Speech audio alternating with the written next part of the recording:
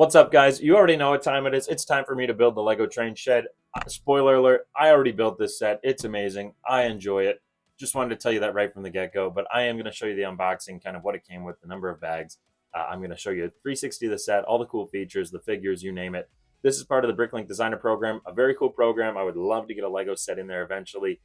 It'd be very cool to have a Lego set that I designed, become an actual set that multiple collectors and fans get the joy to just build it and have it.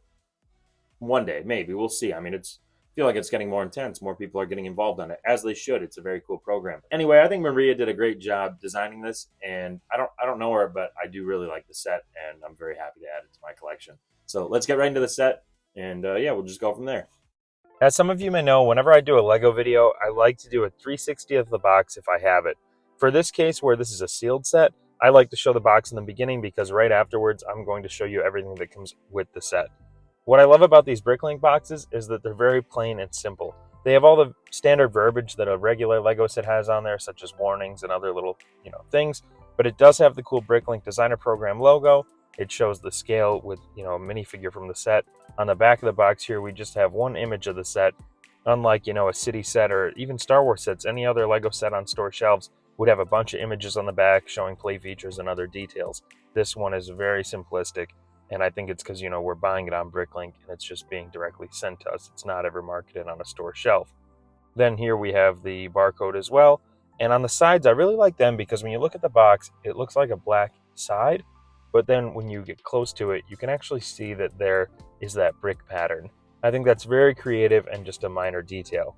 Finally, once you open up the Lego set, you'll have two base plates, a sticker sheet, a Bricklink Designer Program card with some information on it, and you actually have a lot of bags that don't have numbers on them. These are for all the large parts, and then you have bag numbers 1 through 14. Most steps have 2 to 3 bags. Step 14 actually has 4 bags total to finish out the set, and look at how beautiful this is. I don't know about you guys, I love this set. I think it's really well built. I like the designs, the texture. I like that it looks like an old building. Maybe it's because it reminds me of some old coal mine buildings in my area in Scranton, Pennsylvania, but it's something that would really complement a city well, and especially the train collection now. Very beautiful set, well done. And I mean, look, even the roof here, this is one giant piece. I mean, a lot of pieces, but all hooked together that come off nicely without, it's not like you have to fold up the roof pieces or anything. This whole thing comes right off and it's just connected by 2 plate pieces. Really well designed again here. I think this build had a lot of planning that went into it and maybe a lot of trial and error. I mean, the features here that you're going to see in a moment are pretty cool. I was well pleased with all the design features in here, and look at this.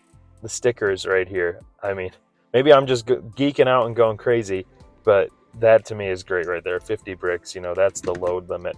A lot of other Lego sets typically say like 10T, like for tons or whatever. But I thought this was a very creative use of stickers for the set. And then it can go in any direction here and pretty much pick up anything that is down in the train shed there, which that's great.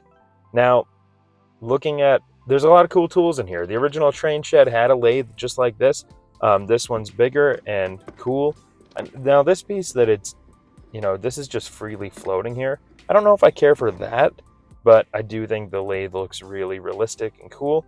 And then just all the pieces we have in here in the shop, the fire extinguisher, the gas canisters, a toolbox on wheels, all the tile pieces in here for the floor. I mean, that to me is pretty cool, just having an actual realistic build where every single detail from the floor to the ceiling is pretty much touched on, including the lights. On the other side here, we have, cabinets, space, a drill press, which is cool. And look at the vise.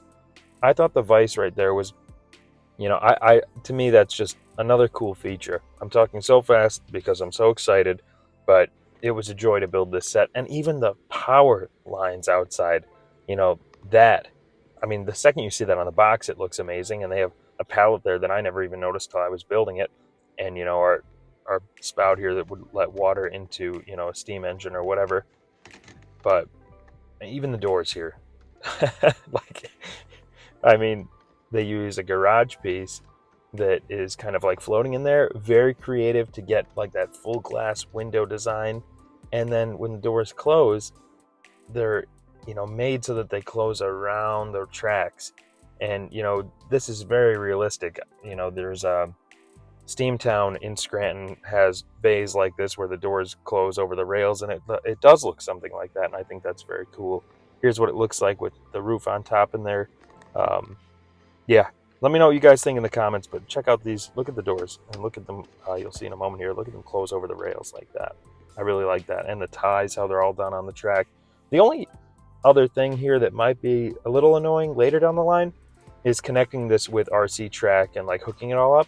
But I bet you there's a way to do it, or you can replace these rails with typical RC track. It'll be possible.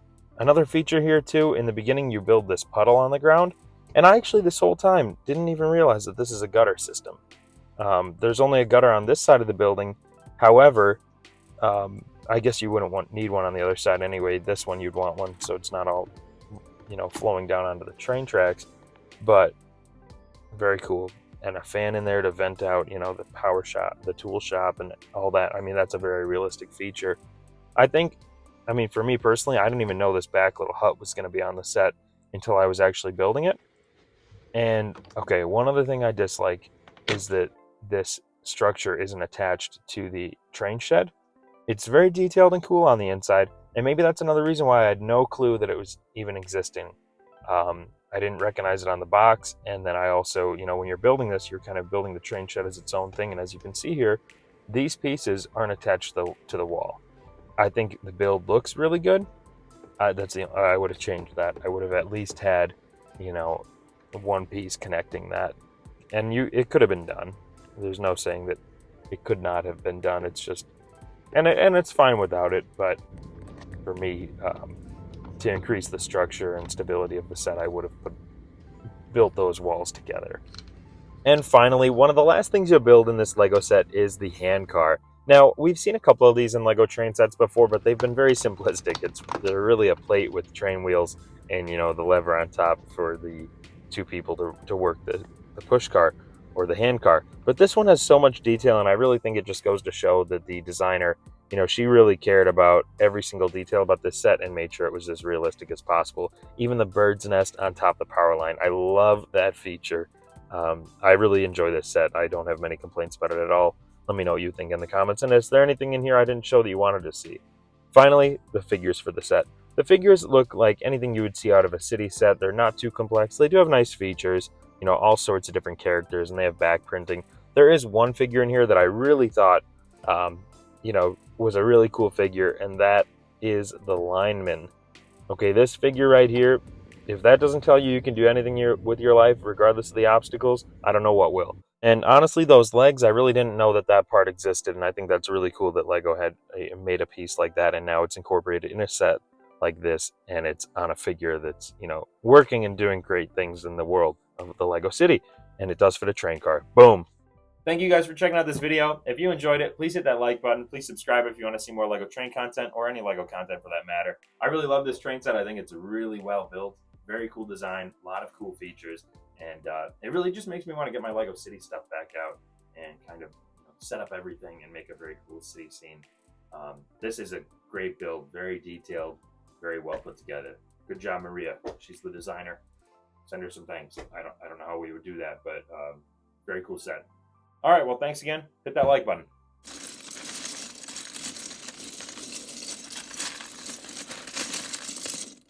Lego, my Jameso.